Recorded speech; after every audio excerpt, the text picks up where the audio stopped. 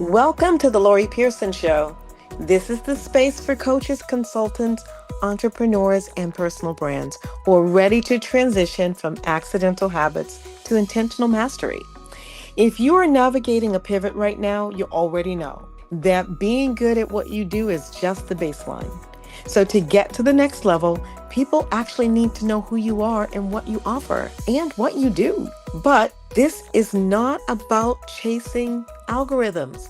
It's also not about posting for the sake of volume. So we're going to dive deep into how to build a real visibility strategy that simplifies your business, sharpens your messaging, and gets you results. Let's dive in to today's episode. The moment you decide to be the CEO of your life and business, not the employee, not the freelancer or the assistant, everything changes. Welcome back to the Lorrie Pearson Show, the podcast for coaches, consultants, and personal brands who are exceptional in what they do and are ready to be just as exceptional at building their business around it. I'm Lorrie Pearson, and today we are going to talk about something that's really important. And we're going to be going somewhere that might feel a little bit uncomfortable because I'm going to ask you a question. The question sounds simple, but the answer has the power to completely shift how you operate. Ready? Here it is. You started a business, but are you actually acting like the CEO? Not talking about your title. I'm not talking about your business cards. And nope, not talking about the paperwork that you filed that said that you're a business. Talking about your behavior, your mindset, and your daily decisions. Because what I've seen over and over again with new coaches, new consultants, and new personal brands, and even some that have actually been in business for a few years. And you're talented, hardworking, and you're great at what you do. But you built your business on paper, but you're running it like you're a freelancer or an employee in your own practice. And that gap between the business that you're trying to build and how you're actually operating, that gap is costing you. It's costing you in revenue, growth, and honestly, how serious other people might take you. So today, here's what we're going to do. We're going to examine it and we're going to be doing something about it. So let's get into it. What freelancer thinking actually looks like. This is what it looks like from the life of a freelancer. Let me be clear. There is absolutely nothing wrong with being a freelancer. I've been there.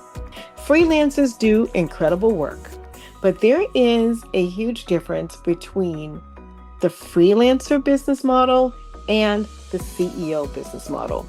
And if you're trying to build a business that grows beyond you, the freelancer mindset is going to cap off. So you might want to listen to this. What does the freelancer business thinking and thought process actually look like? It looks like you're only getting paid when you work. If there's no work, there's no money. The business stops when you stop. You're the engine, the product, and the delivery system all rolled into one. And if you get sick or try to take a vacation or need a break, everything comes to a screeching halt. It also looks like your income is dependent entirely on what you get paid for the job that you just did. You quote a project, you deliver on that project, and you get paid for it. And then you start over with no leverage, no residual, no building. Just that constant cycle, deliver, invoice, repeat. And do I also need to add, find new customer? Because not every customer is repeat business. It also looks like you are actually every single role in your business. You know, you say you're the CEO, but you're more than that. You're by yourself every day without end. So you're the CEO and the administrative assistant. You're the creative director, the customer service rep, the social media manager who's posting content at 11 p.m. You're the bookkeeper, trying to make sure all the invoices line up. You're the scheduler, the follow-up email sender, the proposal writer, the invoice chaser, the tech support. And somehow, on top of all of that, you're supposed to be the face of your growing brand. All of it, every day, on repeat. Phew. Doesn't that sound exhausting? It is, because it's unsustainable. And deep down, you know it. It also looks like you're saying yes to everything, because every client feels necessary. There's no filter, no criteria, no standard for what you take on, because you're operating in freelance mode. So any and all revenue seems like the right revenue. You can't afford to say no, so you don't. And finally, you don't have any systems, no structure, and everything. All that information lives right in your head, which means that you're not just doing the work, you're also holding all the information about the work you do all of the time. And that in itself is a full-time job. That's freelancer thinking. And I want you to ask yourself honestly, how much of this sounds familiar? Now let's talk about what the CEO thinking looks like. CEO thinking does not mean that you have a team of 50. As a matter of fact, you might not even have a team at all.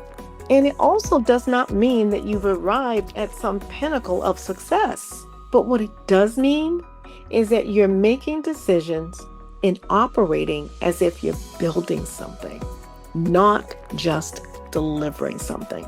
And here's what that looks like. A CEO makes decisions based on the business, not the immediate cash flow. That means that sometimes you say no to a client that's not the right fit, even if the money is tempting. That means that you invest in things that build the business long term, not just the patch short term. A CEO builds systems so the work doesn't require him or her to be present for every single step. Processes, templates, workflows, automations, these aren't luxuries. They're the infrastructure, and that lets you breathe so that your business can work without you consistently holding it up. A CEO protects his or her time as an asset. Not every meeting gets a yes. Not every request gets an immediate response. Your time is finite, and how you spend it is a strategic decision, not just reaction to someone who needs something from you right now. A CEO delegates or eliminates and hires. He or she does not absorb. There are tasks in your business right now that you should not be doing. They should not be on your plate. So either someone else should be doing them, they should be automated, or you should stop doing them altogether. As a CEO, you'd make that call. A CEO thinks in quarters, not just this week. He or she has direction, a plan, a longer view. He or she is not just surviving on Monday. He or she is there growing towards something really specific. That's the difference. And I wanted you to notice, it's not about the size of your business. It's about how you think and how you operate inside of it.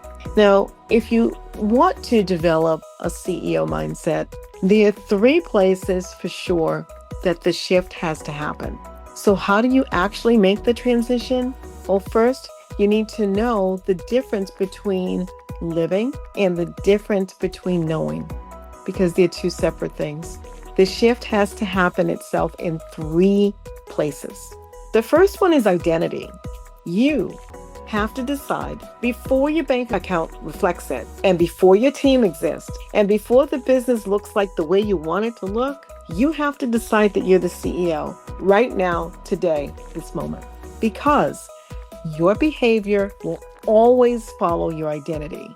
If you see yourself as someone just trying to make things work, that's how you operate. But the moment you generally start seeing yourself as the CEO of a growing business, your decisions begin to change. The standards you hold to yourself begin to change. They get higher. The way you present yourself and your work begins to change too. Identity first, everything else follows. The second shift is time. CEOs schedule their priorities. Freelancers fill in with whatever comes in. Look at your calendar right now. Honestly, whose priorities are on it? Are you building your business or are you responding to everyone else's needs and calling it work? Your highest value activities, the ones that actually help to move the business forward, that help to keep you in front of clients so that you're actually making money, those need to be scheduled and protected, not squeezed in, not saved for when everything else is done, but protected. The third shift is decisions. Are you making reactive or strategic decisions? Reactive decisions are made from urgency, fear, or pressure. Someone needs an answer right now, so you give one. A situation arises and you handle it in the moment, so you're always responding. As the CEOs, strategic decisions themselves are made from clarity and intention. They're aligned with where you're going and what you're trying to do, and not just about what's in front of you. A CEO builds the habit of pausing before deciding, of asking, does this move the business forward? And is it aligned with what I'm building, or am I just reacting? Give your business an audit. I want you to stop and ask yourself these 3 questions. Be honest. It's all for you. You don't need to share it with anyone. Question 1. If I stepped away from my business for 2 weeks, what would break? If the answer is everything, that's important information. It means the business is entirely dependent on you and your constant presence. It's not a business. That's the job you created for yourself. Question 2. Am I building something or just delivering something? Now, delivering is necessary, but building is what creates longevity. Building means that you're creating systems, developing an audience, and establishing a reputation, and growing something that has value beyond the service that you provide today. Question 3. Am I making decisions from fear or from vision? Fear-based decisions keep you small. They keep you saying yes when you should say no, and no when you should say yes. Vision-based decisions pull you forward. They're made in alignment with the business you're building and the life you want to live, not just the situation you're in. So sit with those questions. The answers will show you exactly what work you need to do. Here's an action step for you if you'd like to follow it this week. Pick one area, just one.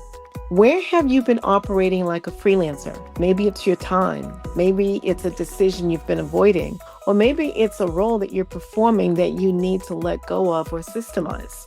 And make one CEO decision in that area this week. Don't do a complete overhaul. One intentional, deliberate, strategic choice. That's how the shift begins. Not all at once, one decision at a time, one step at a time. Because you didn't start your business to stay small. You wanted to build something. Thank you for spending time with me today. If this episode gave you a new perspective or a clear step that you can take in your business, do me a favor and share this with a friend who's also building their own path. At the end of the day, visibility isn't just about performance. It's about being ready to be trusted, remembered, and hired. If you want to dive deeper into building a visibility strategy that works for your business, you can find everything you need at lorriepearson.info. So make sure you subscribe so you don't miss the next conversation. And until next time, keep raising the standard for your business and the life that you are creating.